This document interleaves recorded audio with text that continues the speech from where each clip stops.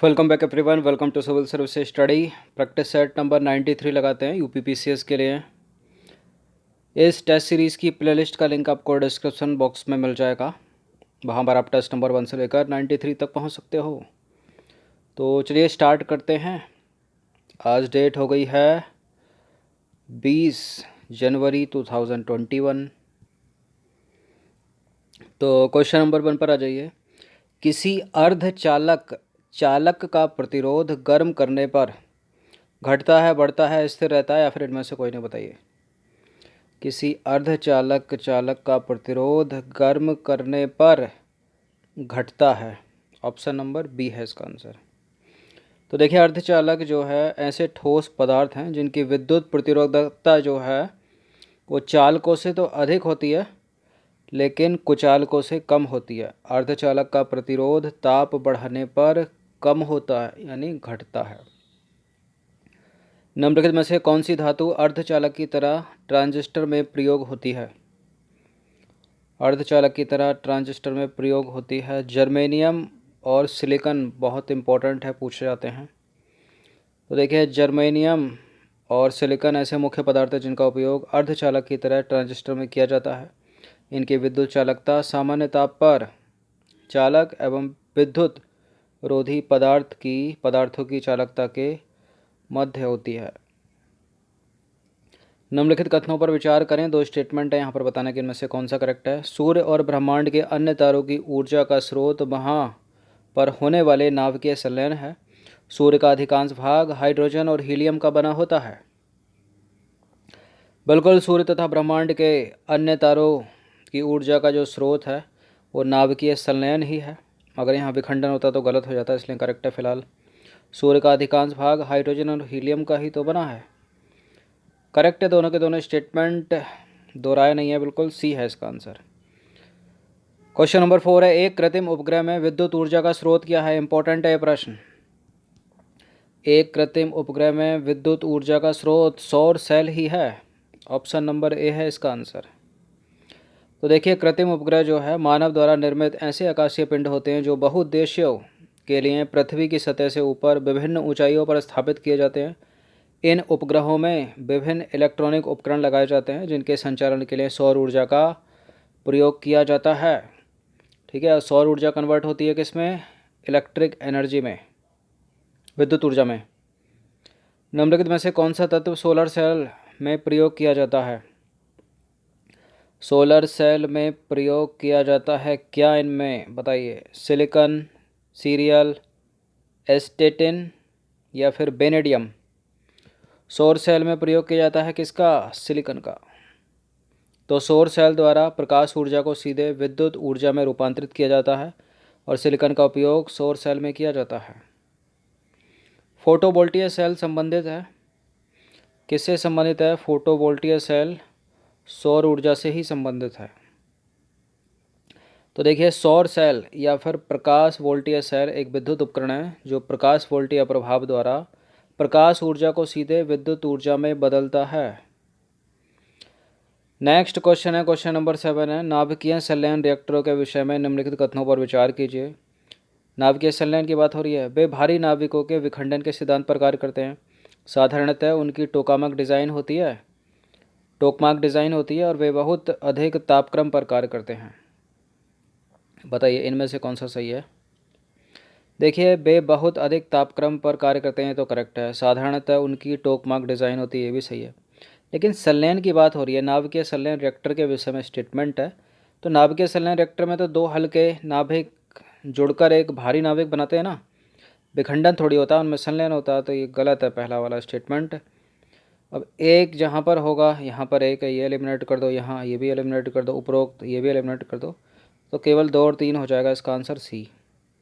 तो देखिए, नाभिकीय संलयन में होता क्या है? दो हल्के नाभिक आपस में मिलकर एक भारी नाभिक का निर्माण करते हैं ना, इसलिए पहला वाला तो गलत हो गया, बाकी दोनों सही हैं। भारत में प्रचुर मात्रा में उपलब्ध महत्वपूर्ण नाभिकीय ईंधन कौन सा है? केरल की मोनोजाइट रेत में है थोरियम के भंडार। तो देखिए, थोरियम एक ऐसा महत्वपूर्ण नाभिकीय ईंधन है जो भारत में प्रचुर मात्रा में उपलब्ध है। थोरियम का मुख्य स्रोत मोनाजाइट है। भारत में थोरियम के अनुमानित भंडार लगभग 4.5 लाख टन है, वो सबसे ज़्यादा है केरल। निम्नलिखित में से कौन सा परमाणु ईंधन की श्रेणी में ही नहीं आता? यूरेनियम परमाणु ईंधन है, थोरियम भी परमाणु ईंधन है, प्लूटोनियम भी परमाणु ईंधन है, कैडमियम नहीं है परमाणु ईंधन। तो सभी रेडियो एक्टिव पदार्थों का जो परमाणु ईंधन के रूप में प्रयोग किया जा सकता है। कैडमियम रेडियो एक्टिव पदार्थ नहीं है, यह परमाणु ईंधन की श्रेणी में नहीं आता है। कैडमियम की जो छड़ होती है वो परमाणु रिएक्टरों में न्यूट्रॉन मंदक के रूप में कार्य आती है, ये इम्पोर्टेंट है। कैडमियम की छड़ का प्रयोग किया है नाभिकीय रिएक्टरों में न्यूट्रॉन मंदक के रूप में। हाइड्रोजन बम विकसित किया गया था, किसने विकसित किया था हाइड्रोजन बम को, जो नाभिकीय संलयन के सिद्धांत पर कार्य करता है? बताइए। एडवर्ड टेलर, या फिर बर्नर बॉन ब्राउन, या फिर जे रॉबर्ट ओपनहीमर? जे रॉबर्ट ओपनहीमर तो है नहीं, इन दोनों में से एक आंसर है, तो डी भी नहीं होगा। तो किसने हाइड्रोजन बम को विकसित किसने किया था? एडवर्ड टेलर ने। तो वर्ष 1908 में हंगरी में जन्मे अमेरिकी वैज्ञानिक थे एडवर्ड टेलर। उन्होंने हाइड्रोजन बम के जनक यानी फादर ऑफ हाइड्रोजन बम कहा जाता है इनको, किनको? एडवर्ड टेलर को। क्वेश्चन नंबर 11 पर आ जाइए। निम्नलिखित में से कौन सा एक रेडियो एक्टिव तत्व ही नहीं है? कौन सा रेडियो एक्टिव तत्व नहीं है इनमें? फ्रेंसियम है रेडियो एक्टिव तत्व, ट्रिटियम भी रेडियो एक्टिव तत्व है, एस्टेंटाइन भी रेडियो एक्टिव तत्व है, लेकिन जर्कोनियम रेडियो एक्टिव तत्व नहीं है। तो जर्कोनियम जिसका परमाणु क्रमांक होता है 40, एक रेडियो एक्टिव तत्व नहीं है। प्रायः ऐसे तत्व जिनका परमाणु क्रमांक 80 से अधिक होता है रेडियो एक्टिवता प्रदर्शित करते हैं। एस्टेटाइन और फ्रेंसियम रेडियो एक्टिव तत्व हैं, जबकि ट्रिटियम हाइड्रोजन का एक रेडियो एक्टिव समस्थानिक है। ठीक है, तो कौन सा नहीं है यहाँ पर? एस्टेटाइन है और फ्रेंसियम है, ट्रिटियम है, लेकिन नहीं है तो जर्कोनियम, क्योंकि परमाणु क्रमांक की 40 है, इसका 80 होता तो रेडियो एक्टिविता प्रदर्शित करता। क्वेश्चन नंबर 12 पर आ जाइए। रेडियोधर्मी पदार्थ उत्सर्जित करता है अल्फा कण भी, बीटा कण भी, गामा भी, सभी, मतलब सभी डी हो जाएगा इसका आंसर।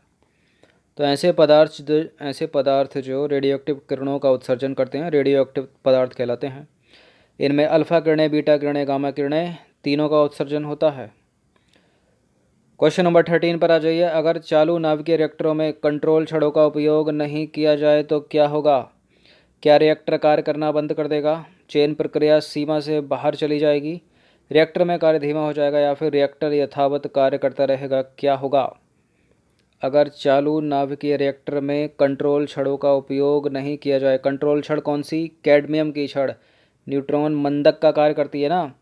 तो जो चेन रिएक्शन है ना, चेन प्रक्रिया, वो एक सीमा से बाहर चली जाएगी, बी हो जाएगा इसका आंसर। तो यदि नाभिकीय रिएक्टर में नियंत्रक छड़ों का उपयोग नहीं किया जाए तो नाभिकीय प्रक्रिया जारी रहेगी तथा उससे उत्पन्न ऊर्जा की विपुल मात्रा विध्वंस का कारण जो है वो बन सकती है।